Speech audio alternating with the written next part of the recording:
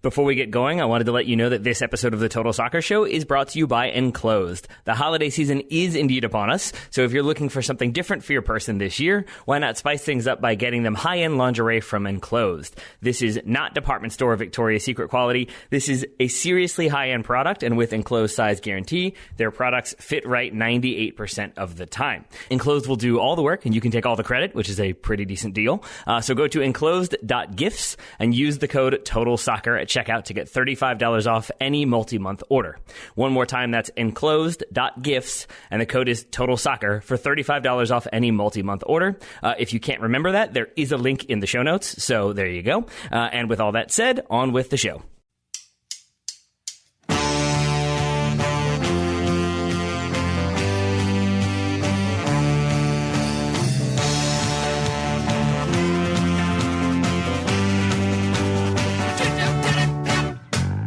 Everybody, and welcome to un fantastico episode of the Total Soccer Show. I'm Taylor Rockwell, and if you think I had to look up the Italian for a fantastic, you are absolutely correct. Daryl Grove is not with me today, but joining me in his stead is David Amoyal of the Calcioland podcast.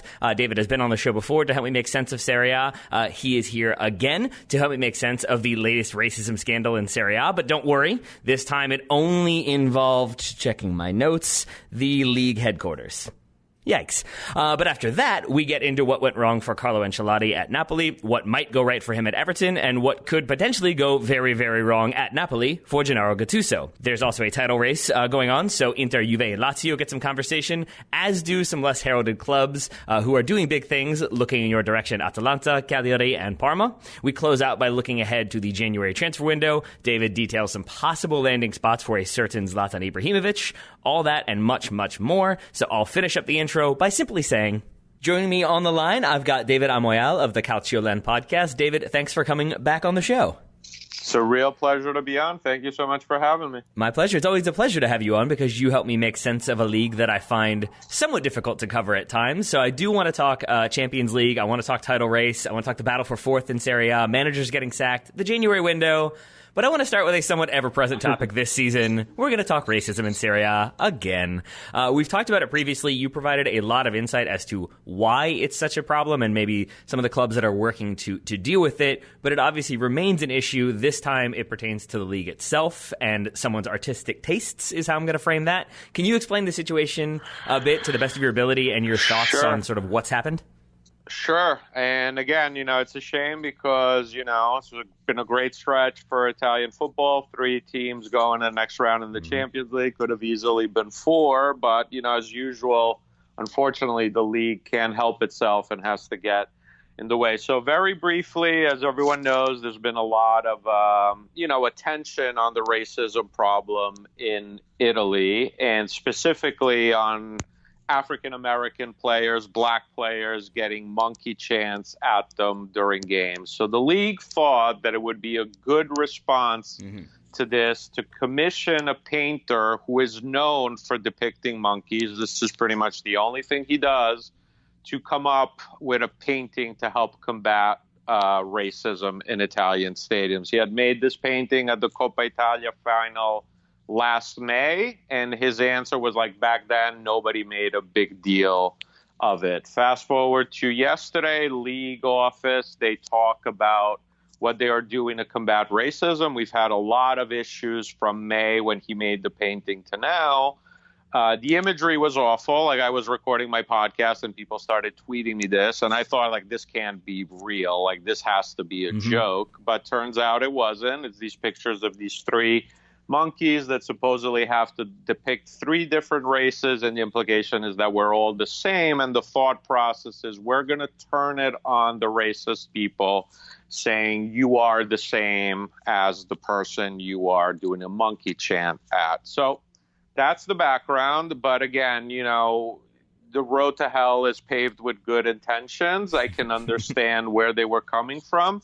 But you do not make a bold artistic choice when you've had so many issues in recent months. Like, Radiohead can come out with Kid A, go in a completely different direction because they have the cachet to do it. Great artists can be, controversial, and maybe it takes a little while for the message to sink in.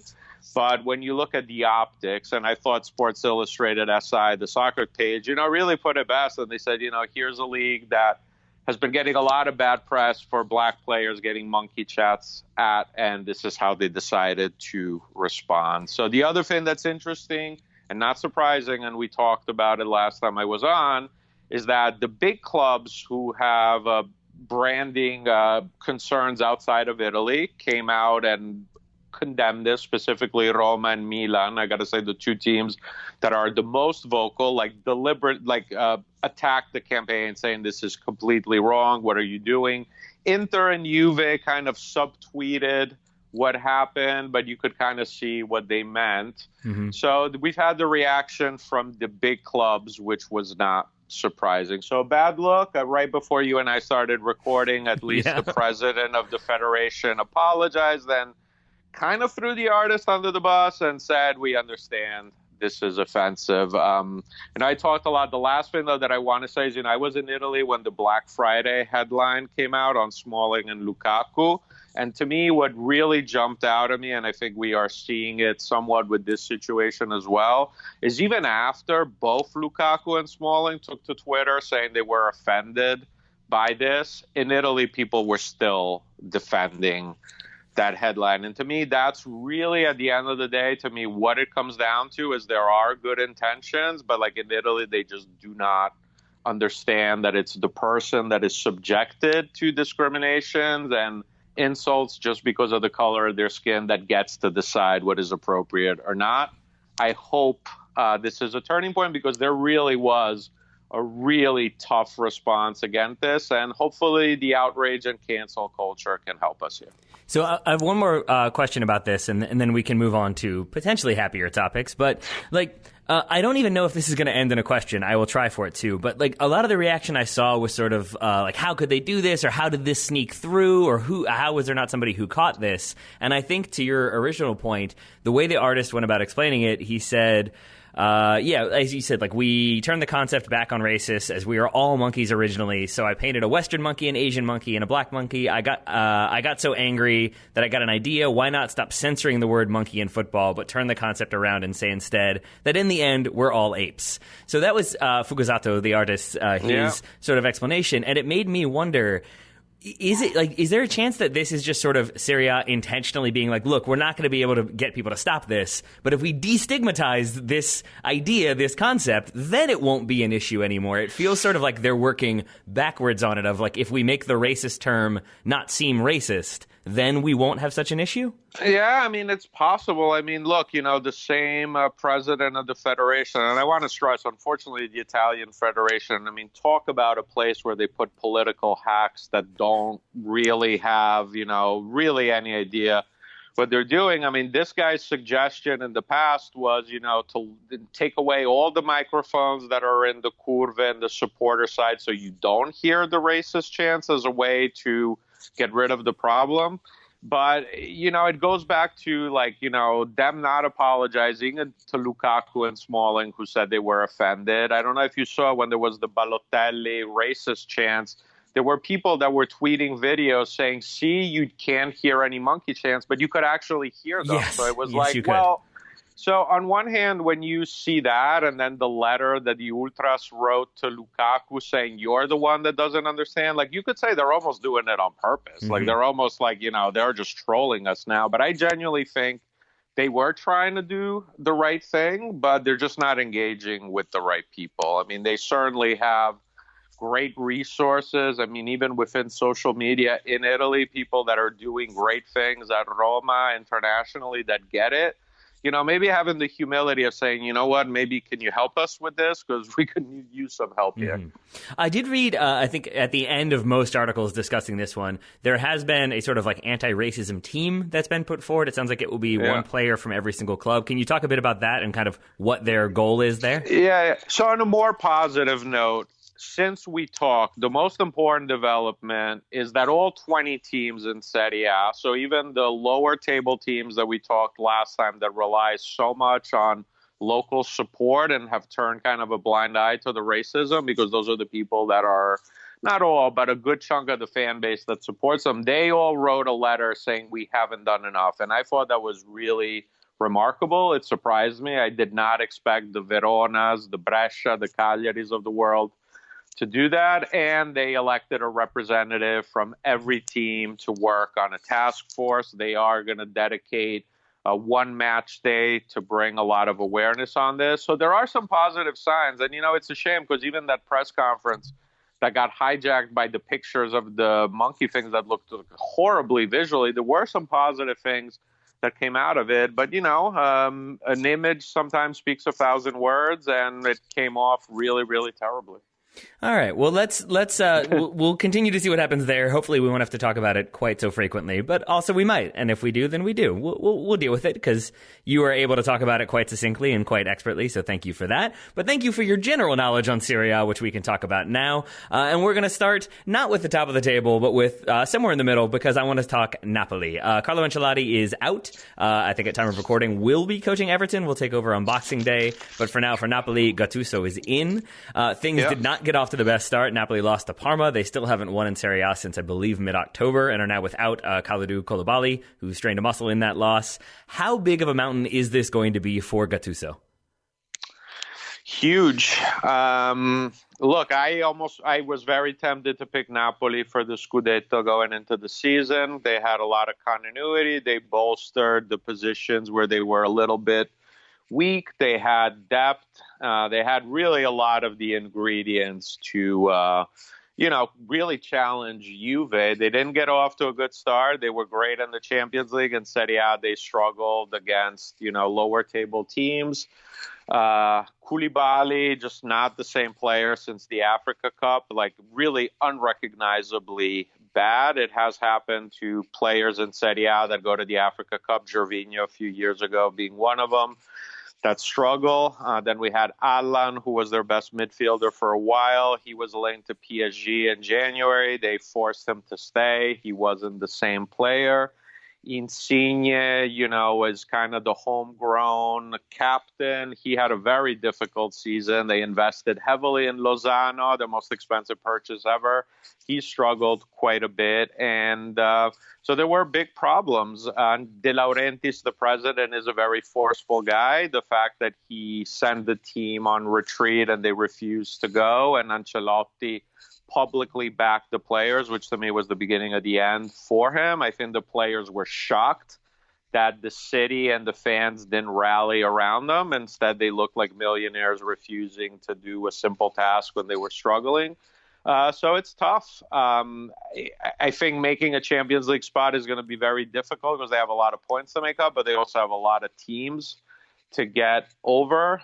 They have two of their best players, Mertens and Callejon, have expiring contracts that almost certainly won't be renewed. They certainly have a lot of talent, and Gattuso, I think we look at him a little bit differently. Looking back, he had done a good job at Milan. He is in a lot of ways the polar opposite of Ancelotti, temperament-wise. Yes, he is. So on some hand, I could see him bringing some benefits. I thought against Parma, they played a little bit better than usual. Now they're going to be without Koulibaly for a while. So I think this season in Serie A is going to be rough. I do think in the Champions League match against Barcelona should be fascinating for a lot of reasons. It wouldn't totally shock me if Napoli maybe pull it off there. But in Serie A, it's going to be very difficult. I think what we're seeing from Cagliari and Atalanta confirming themselves, Roma and Lazio being, good as we thought they would be, is going to be very difficult for them. So I do want to talk Gattuso in a moment, but I wanted to get back to the retreat, whatever you want to call it. That's one that I've heard a little bit about in the past. Usually I think it's like the South American Concentracion or whatever the term is there. Like, why is that such a big deal in terms of why wouldn't the players want to do it, and why did that sort of become such an issue for Ancelotti and for Napoli in general? Yeah, well, it seems that Ancelotti didn't agree. So they were in a difficult part of the season. It was after the Salzburg match in the Champions League. They had already announced to the team they were going to, go on retreat. It was communicated by De Laurentiis' son to the team. The players say it wasn't very clear that they were going on retreat. I mean, everyone knew it. I mean, in the media, certainly we were aware. They refused to go on retreat, which contractually they are obligated to do. It can be put as a punitive thing, but if you put it as like a team building exercise, which is exactly how De Laurentiis was framing it, Ancelotti famously during one of his seasons at Milan went on a retreat like this at Malta, and then they won the Champions League. So the thinking was like, we'll do something like that. But there wasn't buy-in. I mean, Alan, Insigne, and Mertens, three of the leaders in the locker room, basically said, we're not going to do this. The other players followed suit. De Laurentiis is trying to find them a huge amount. Let's see if that holds in court. And that was really, to me, the beginning of the end for Ancelotti is when he sided with the players publicly and said, you know what, I don't agree with this, but I'll go along. That, to me, was the beginning of the end for him. But with the retreat itself, like, are they doing two-a-days? Are they having to run a lot? Is it just getting yelled at for not being up to like the level? Like, why would they refuse from just we're frustrated with the club? Well, yeah, you're basically sleeping overnight. It's really more for team building. I don't know if they're doing much more training than they normally would, but it's about team bonding. And honestly, I could kind of see how this Napoli team, it really wasn't a matter of talent. They really just didn't have good chemistry and something was missing. And I think De Laurentiis was like, hey, once Ancelotti did it with Milan, let's do this kumbaya team building, but nobody bought in. So turning to Gattuso for a moment, I'm interested to hear your thoughts on him as a manager and what he'll bring to Napoli, because in my mind, he was like an okay solution at Milan, but obviously didn't do well enough to keep the job. And I do feel like part of his sort of authority there was rested in him being this Milan legend. So why is there then a belief that Gattuso is the one to fix things in Napoli? So a couple of things. I think it also was somewhat of a financial decision. Gattuso agreed to take a contract just through the end of this season with an option if he makes the Champions League. Salary, not a huge salary. And De Laurentiis is very, cautious financially, and I say that in a good way. So, he's probably going to get off the hook with Ancelotti once he signs a deal with Everton, which is all but done. But, there was the risk that he would have to pay two managers for a certain period of time. So I think one is financial, and two, Gattuso had already taken over Milan mid-season when he originally did that. So he's familiar with that process. That makes sense. He's from southern Italy, which I think helps. Did not know that. And he's going to go back to the old 4-3-3, which is kind of what Sarri used and what seems to work best for the Napoli players. And I think, the one thing about Gattuso is, he has a lot of grinta, as we would say in Italy, tenacity. He's fiery, but he also really is a company guy. And I think him and De Laurentiis will be on the same page. Napoli is on retreat right now. As we speak, he canceled the day off after they lost to Parma. So I think, you're going to see more cohesion with De Laurentiis, go back to the old formation. Defensively, his Milan was pretty good, and they were a little lax under Ancelotti, so you'll get that. All things considered, I never thought Napoli was going to get someone mid-season like Allegri or Pochettino, someone like that. I think Gattuso, and again, he's used to taking over a team mid-season, was probably as well as they were going to do. So Everton probably did not think that they would be getting a manager like Ancelotti mid-season, but here we are. How nervous should they be? Because Duncan Ferguson seems to have gone for like sort of aggressive, get stuck in, I'm going to wear my blue armband and sort of motivate the players that way approach, and it seems to have been working. It sounds like Ancelotti would take the opposite approach if his natural inclination took over, and that's sort of been the criticism at Bayern, at Napoli, that maybe there wasn't as much discipline, the players got away with a little bit too much, and then things kind of stagnated or worse. So what do you think happens with Ancelotti at Napoli? And again, how nervous should Everton fans be about that appointment? Well, let's begin with the fact that it's an incredibly prestigious hire, for sure. Look, I got reservations on Ancelotti on the last two jobs, but this is a huge name. I'm not a huge expert on Everton, but this is a great get. In that sense, no doubt. Look, if you wanted to be positive about Ancelotti, obviously has a great track record. We saw Napoli in the Champions League were brilliant under him. They played 4 times against Liverpool. I think it was just one time they got kind of outclassed. The other times they more than kept up with them. So he still has that great tactical acumen. If you want to say at Bayern, replacing Guardiola was always going to be difficult. They had, some veterans really ingrained in the culture there. And Napoli, look, replacing Sarri after they came so close to winning the title was going to be difficult for pretty much anyone. But there were the same criticisms on the lax training sessions, same criticism on his son, Davide, who I've heard is a great coach in waiting, did extremely well with all his licensing. I'm not questioning at all his ability at all, but there was a lot of talk of him basically being in charge during the week. So there's that.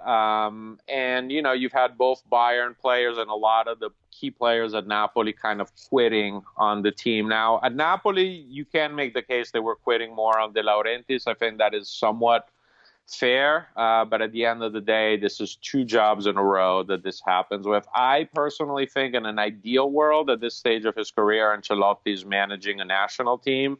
You get really all the pluses that come with him. I hope he can turn it around. Look, it's not out of the question that he can. Everton are, in a kind of an odd situation. Almost the only way is up. I really hope he proves me wrong because I like managers that treat everyone with dignity and respect succeeding. You don't necessarily have to always do it by fear. But from his last 2 stops, I think Ancelotti, for people maybe don't follow him that much, he's this great brand name, and he's obviously really well liked by the media for good reason. He's a gentleman, so he tends to get good press. But the past 2 jobs, there are some red flags. Much more from David Amoyal still to come, but first I wanted to let you know that today's episode is brought to you in part by our friends over at Dollar Shave Club. When we're talking about Dollar Shave Club, we're talking about quality products that will not mess up your face, even if you have a beard. They will not mess your face up because they are so well done, they are so well made that they make shaving, if you need to just do little lines, if you want to keep the beard nice and full, you can do that, but obviously they make it very easy to shave the entire face as well, but they've got products for your whole body from your head to your toes, I suppose, depending on how you want to use the body wash. But they've got toothpaste, they've got toothbrushes. That makes sense. They kind of go hand in hand. But they've got the prep scrub, the body scrub that you can use to exfoliate if you so choose. They've got soaps, they've got shampoo, they've got conditioners. They've got many, many, many products to get you going. Once you do get going, they keep you automatically stocked up on the products that you use, so you can just sort of get the things you need and not the stuff you don't. That makes a lot of sense. Right now, you can put the quality of Dollar Shave Club's products to the test. Their Ultimate Shave Starter Set has basically everything you need for an amazing shave. That would be the executive razor, the shave butter, the prep scrub, and the post-shave dew. Love that post-shave dew. The best part is you can try it for just $5. After that, the restock box ships regular size products at regular prices. So get your Ultimate Starter Set for just $5 at dollarshaveclub.com/TSS. That's dollarshaveclub.com/TSS. Thank you very much to Dollar Shave Club for sponsoring today's episode. Now back to David Amoyal. All right, well, that's enough Premier League for me. Let's get back to Serie A. Let's talk top of the table. Let's talk Inter. Their loss on the final day of the Champions League group stage saw them fail to make the knockout round. Was that a big blow for them? I was expecting it sort of they must have fallen off, and looking at the results, it was a bit no, they kind of never really got going. So I'm wondering how big a blow that was for them, or do you think it sort of allows them to focus completely on Serie A? Will they care about Europa League? I have many questions. David, answer them in whatever order you want to go with. Sure. I mean, I got to be honest, I never felt they were really that into the Champions League this season. I think it was somewhat similar to Napoli last year. I think Conte looked at his squad, and they did give him a good squad no matter what his complaining is. But it was definitely short, especially once Alexis Sanchez got hurt. You were basically have to start Lukaku and Lautaro basically every match. I mean, midfield, they were, but not very physical to begin with. Sensi was wonderful for the start of the season and got injured, hasn't played since basically mid-October. So, and look, yeah, they should have beat Barcelona, had a lot of their bench player, but they also drew at home against Sparta Prague the first match. So it never was a really inspiring campaign. I don't expect them to put a lot of effort in the Europa League. They are right there with Juve. I still think Juve are the favorites, but I think Inter are going to be a very tough out for Juve. We know Conte in league play is really, really great. Chelsea and Juve, his first season, he didn't have European competitions at all. Now I think he's kind of in that boat somewhat for the second half of the season. I think in January, it's not like they're not going to spend because they don't have the revenues from the Champions League. They just got out of financial fair play hell, so they have more flexibility. Conte's put a lot of pressure on them. So I do expect them to be fairly active in January, bring in at least 2 fairly significant players and maybe another backup striker. So look for them to be busy, and I think they will be challenging Juve for the title. And if they do spend, as you said, what would be the areas of concern? What are the areas that could be problematic if they don't reinforce? Well, I think they definitely need another striker so Lukaku and Lautaro can take a break. Giroud, in a lot of ways, makes sense. He can be a good backup for Lukaku. His contract's about to expire. I mean, I know he wants to play more. He wouldn't be per se a starter, but they definitely need that. I could see them going for Marco Alonso, who Conte had at Chelsea, who isn't playing now. They could get better at wing back. He knows Conte, knows Serie A, played at Fiorentina, knows the formation. That makes a lot of sense to me. They're going to try to bring Arturo Vidal back, reunite him with Conte. That would really be something. I think Juve Twitter would really freak out, and I say that in a good way. It would be great for Serie A, but I think they're going to bring in a midfielder kind of that caliber to go with them. So if you add those pieces right there, I mean, I think their starting lineup is very comparable to Juve.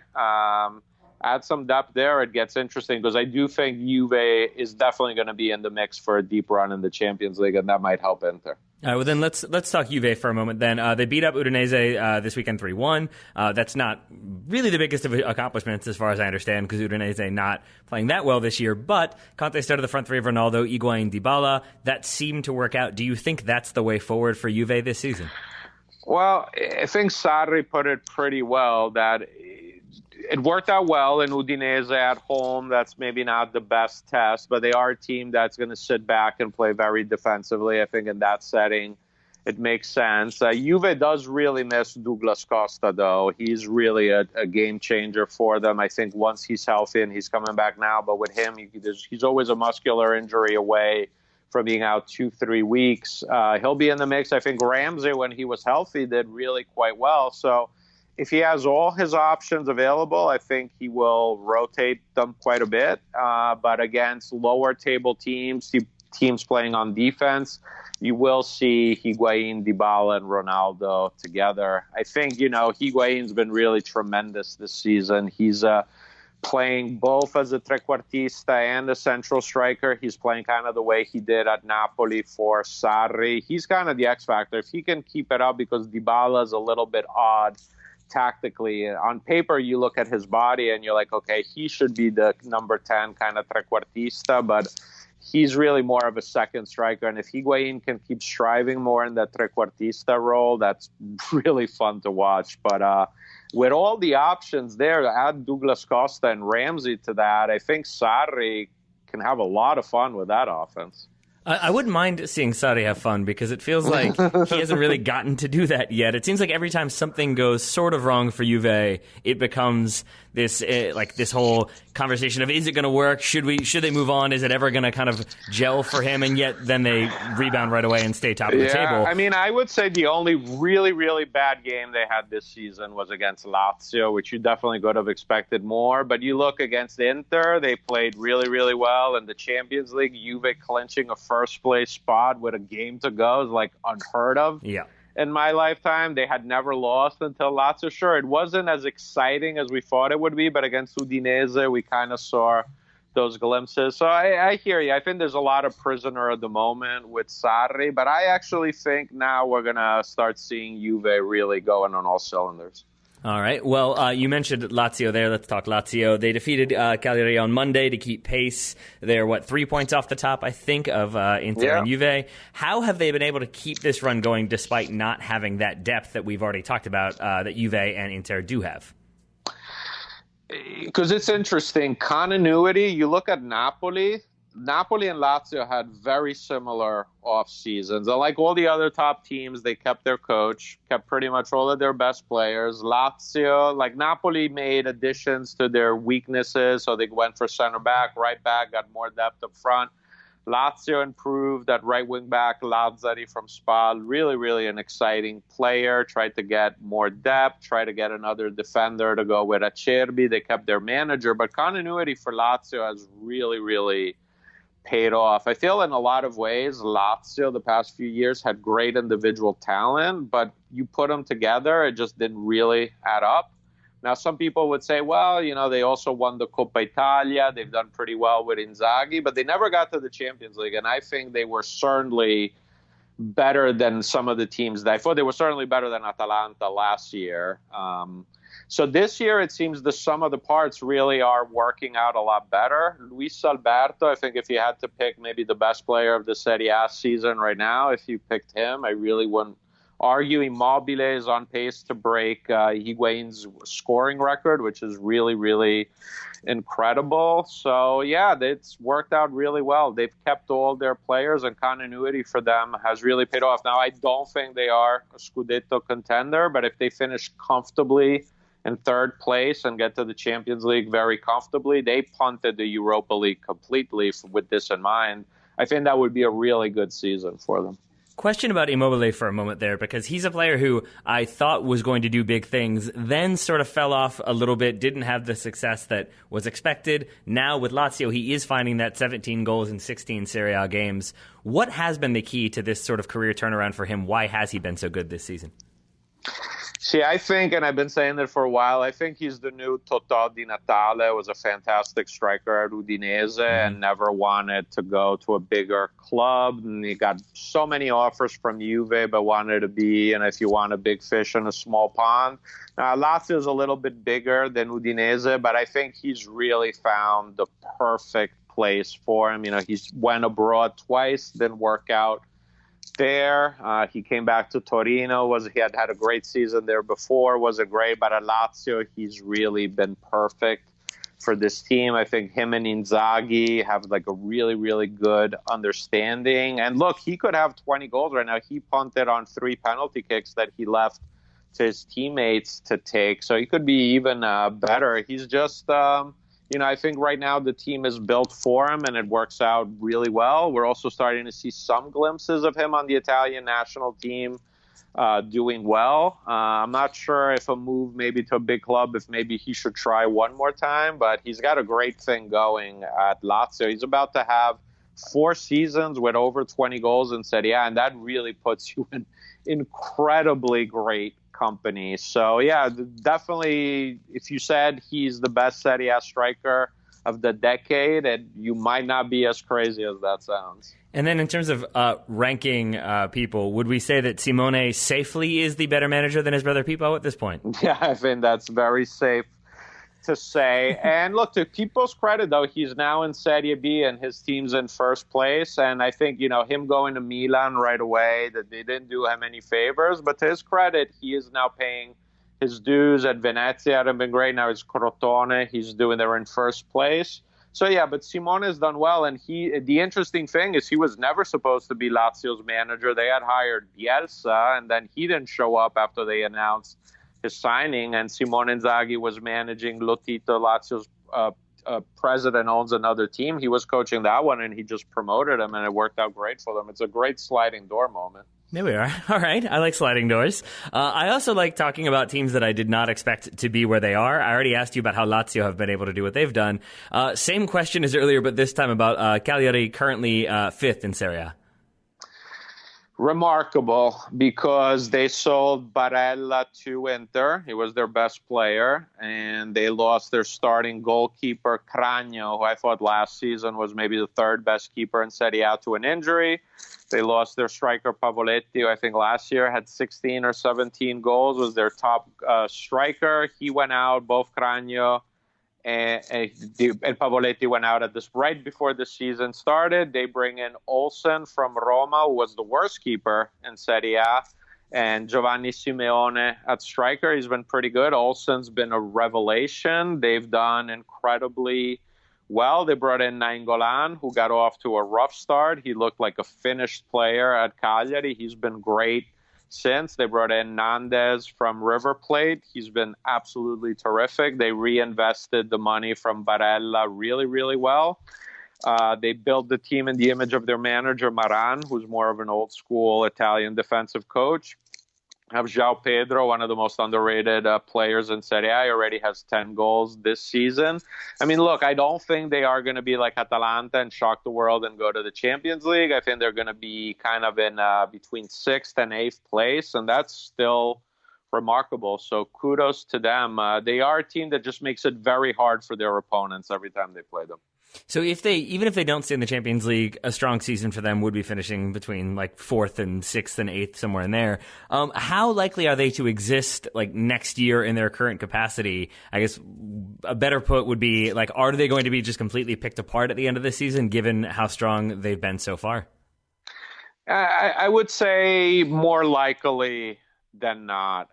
Especially if somehow they made it to the Champions League and got those revenues, maybe they hold on to more. I mean, there's already talk Nanda's agent, who everyone was surprised they got him in the first place, saying he didn't get all the payments, so he'll probably be gone. So no, I think there is going to be a decent amount of turnover. I think this is more of a one and done type season. They really don't even have the revenues of, say, a Torino, not even close to Lazio. So no, but it's a great season though, and I think they should definitely enjoy the ride. I think, they are going to be for the foreseeable future a mid-table team in Serie A, and that's not a bad thing when you look at their revenues and their history.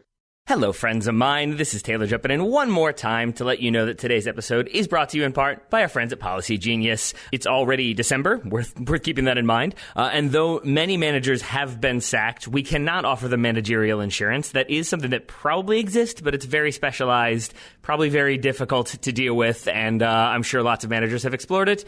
Big Sam has definitely explored it several times over. Carlo Ancelotti may have utilized it, but then he ended up signing for Everton, so it didn't really matter. But if life insurance is a thing that has been on your mind but you haven't yet taken care of, Policy Genius makes finding the right life insurance a breeze. In minutes, you can compare quotes from top insurers to find your best price. This could save you $1,500 or more a year by using Policy Genius to compare life insurance policies. So basically, they aggregate everything so you don't have to go through and look it all up and compare and contrast, and then you minimize a window, but then you close out the wrong window, and now it's all a nightmare and you can't remember what you had. Policy Genius simplifies the whole thing. So if you need life insurance but you aren't sure where to start, why not start at PolicyGenius.com? It only takes a few minutes to find the right life insurance policy, apply, and cross another thing off your to-do list. Policy Genius, when it comes to life insurance, it's nice to get it right. Thank you very much to Policy Genius for sponsoring today's episode. Now back one last time to David Amoyal of the Calcioland podcast.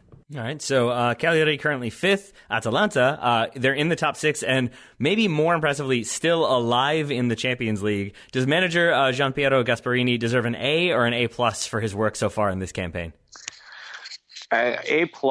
My friend Alex Frosio writes for Gazzetta dello Sport and really is plugged in with managers. His dad's a manager. He told me that in his opinion, the only manager who matters more to their club than Gasperini to Atalanta is Klopp at Liverpool. He says, think about that type of impact and think of the difference in revenues between Atalanta and Liverpool. So put that in perspective. But that club, really everything's about Gasperini, his style of play, how hard he makes the players practice. Scudetto, the former Liverpool defender, he signed with Atalanta at the end of the summer on a Bosman deal. After 2 weeks, was like, I'm out of here. These guys practice too hard. He went back to Turkey. I mean, this is a guy who played for Liverpool. Yeah.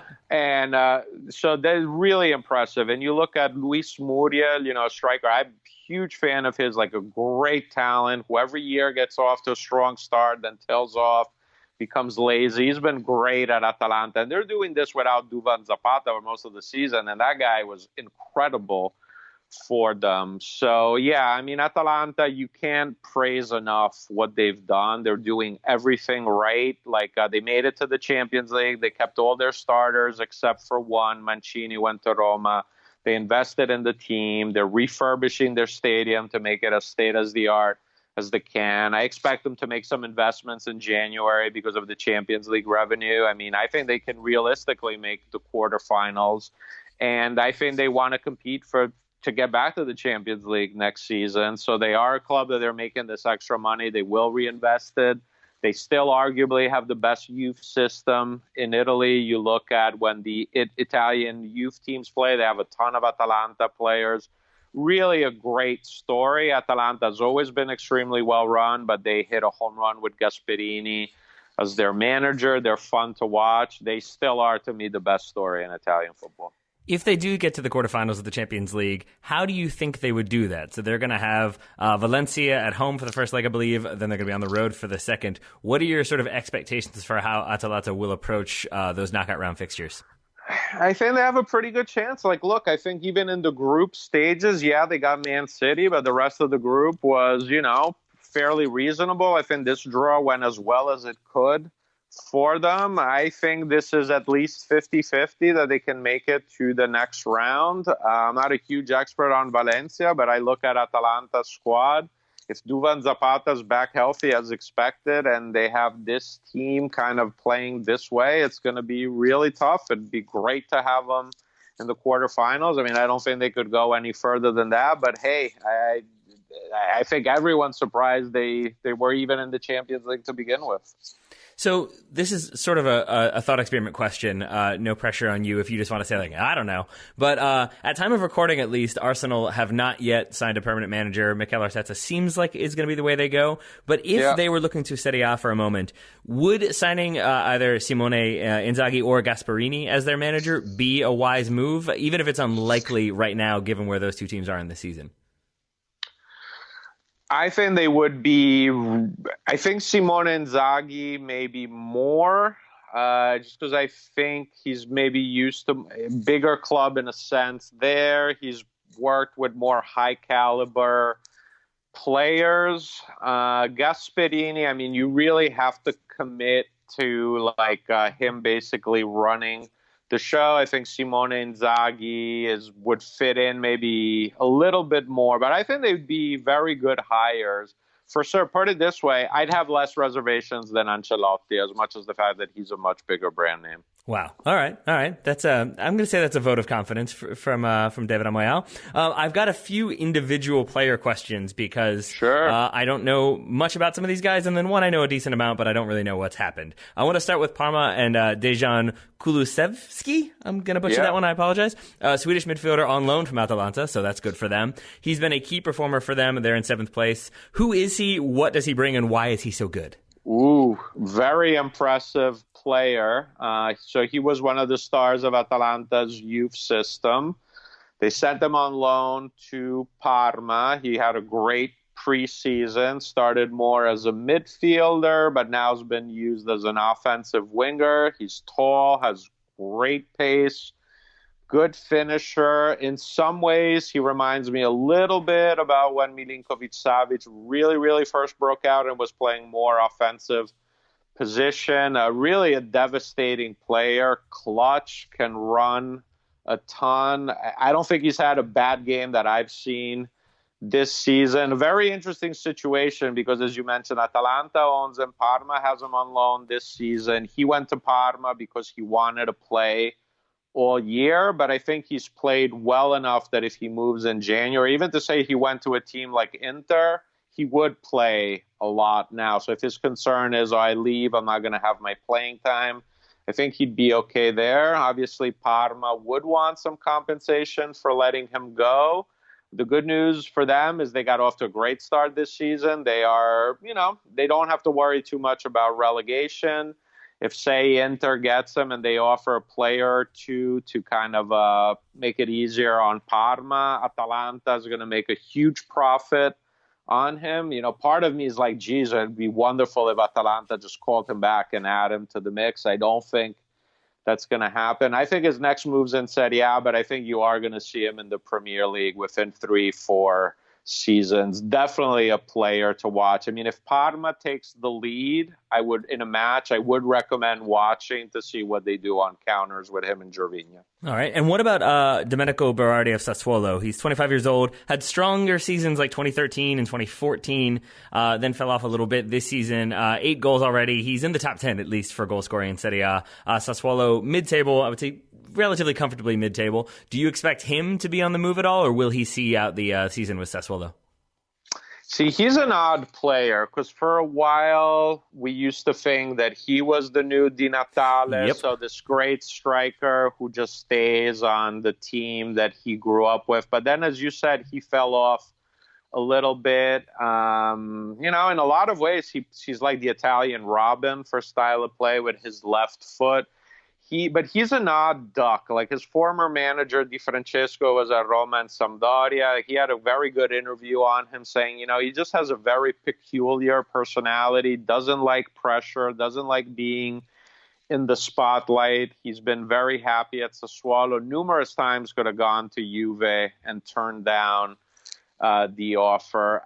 I think he would have to go to a coach that he's comfortable with to give up Sassuolo. Now, Sassuolo's in an odd situation because their owner, who really was the heart and soul of that team, passed away about a month ago. So I'm really curious to see what happens to them long term.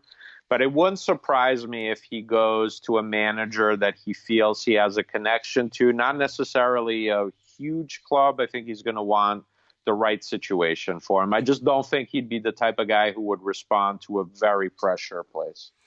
And then in terms of my, maybe a person who doesn't respond to pressure either is the man I'm about to ask you about. Because in terms of my rooting interest with Serie A, I tend to be a Roma supporter. In Turkey, I tend to be a Galatasaray supporter. Maybe you can see where I'm going with this. What has happened to Steven Nzonzi? Because he was sent on loan to Galatasaray with an option to buy after what Roma spent like 26 million euros on him to sign him from Sevilla. Now his loan has been terminated. He's been sent back to Roma. It seems like they're going to have to find him a new club because maybe he walked out on training or something else happened. Fatih Terim, the manager of Galatasaray, said he knows what he did and it's unforgivable. So it sounds like it's not forgivable. I'm wondering what has gone wrong for him, or if you have ideas about what needs to happen for him to sort of rediscover that form that we've come to expect from him. Man, it's really amazing since he won the World Cup, right? What has happened to him. I mean, he's just one of those, the Monchi curse, It's like on paper, this was a move that made a lot of sense for Roma. He was a total disaster there for it. And when they loaned him out to Galatasaray, I think they knew that it wasn't going to work out, and they made it a 2-year loan deal. They were like, okay, you can redeem him after 1 year for this amount, and then just hold on to him and you can redeem him the year after. They were just like, we just don't want him here. We have a feeling you're just not going to redeem him. Just at least run out the contract so we don't have to deal with him.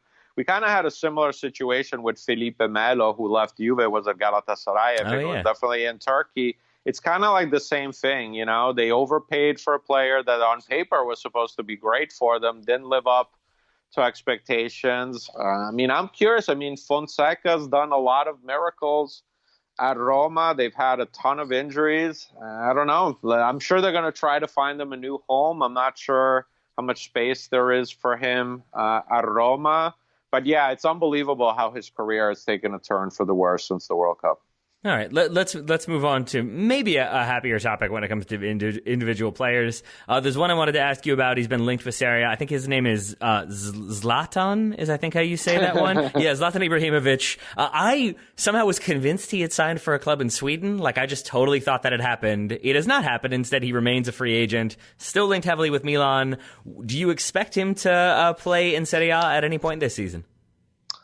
A lot less than a week ago, because a few things changed. So Ancelotti leaving Napoli hurts. On one hand, Gattuso also has a relationship with him, but I think Napoli's situation, even for Ibrahimovic, if they had a chance, definitely not Scudetto, but go there and be the hero and bring them back to the Champions League, that would be one thing. And then Milik, who has, when healthy, has done really well for Napoli, and he's one player who's doing okay in that role. So Napoli think less likely. Milan, they wanted him on their terms, bring him in on a short-term contract just for the rest of the season with a vested option. But I think Ibrahimovic sees that, this isn't the Milan that I was on. I need a little bit. I think if they offered him a contract for the rest of the season and next year guaranteed, he might take it. But it seems Milan and even both Boban and Maldini, their directors, recently have kind of put cold water on that. And Bologna, who seemed like maybe a dark horse because of his relationship with Mihailovic, who's a great story because he's battling leukemia, they're out too. So I don't know. It wouldn't surprise me if he goes to Everton with Ancelotti at this point. If you put a gun to my head, I would say that's what seems the most reasonable at this point. Is there any chance he goes to Inter since they do need a forward? He has previous there. I don't know how well received that would be, but it seems like it could work. Like, look, on paper it makes sense, and I thought Fiorentina made a ton of sense. But I think because he considers himself really a Milanista and he's trying to put his legacy in Italy to really make it more about Milan, I don't think he would do it with Inter. But I'm with you. On paper, he certainly could make an impact there. He could be in a title race.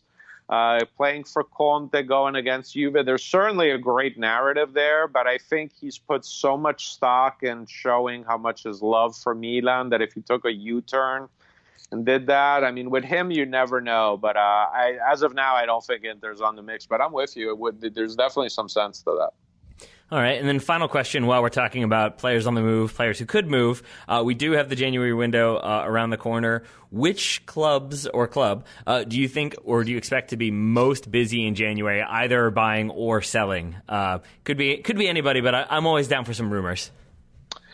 Definitely Inter, because I think they definitely want to make a push for the title and they need help. And I think they're gonna make at least. I think they're gonna make two fairly significant signings and another rotation player. I think Rocco Commisso at Fiorentina is absolutely going to want to make a splash. Got off to a slow start, then at the end of the summer transfer window really hit his groove. They really need a lot of help in the standings, so I think you're going to see a lot from them incoming. I think Atalanta is going to reinvest the Champions League revenues. They also know Kulusevski is going to make them a lot of money, so I think they're going to be pretty active there. And I think Juve on the selling side, you're going to see a lot of their players linked in rumors. I mean, Mandzukic, I think maybe you could see him at Milan with Ibrahimovic now seeing less likely. They'll definitely try to move Emre Can potentially. I could see him in a swap deal, maybe with PSG for Paredes, maybe Barcelona with Rakitic, something like that. So I think Juve is going to try to move some spare parts. They definitely have to lower their wage bill. Is just absurd. So look for them to make some moves there. But definitely Inter and Fiorentina on the buying side. Curious to see what Roma does as well. We have a pretty tight Champions League race, so I think those clubs are going to be active. All right, well, if they are, maybe we can have you back to do a sort of January window roundup and then a look towards the Champions League fixtures and everything else with Serie A. But for now, David Amoyal, thank you so much. If people want to hear more from you or find out more about you, how could they go about doing so? Well, thank you so much. It's always a pleasure to be on Fantastic Show. So you can hear us on Calcioland with my co-host Alex Goldberg. You can follow the transfer rumors on Di Marzio's site, not just Serie A. I'm going to be writing on ESPN quite a bit in the January window, hopefully with our common friends at The Athletic again. But definitely on Calcioland, we'll do a lot of Serie A and transfers. Beautiful. So, always a pleasure to chat with you. Always a pleasure to have you here, David Amoyal. Thank you one more time for taking all the time to make sense of Serie A. My pleasure. Sometimes it's hard, so I hope we did it.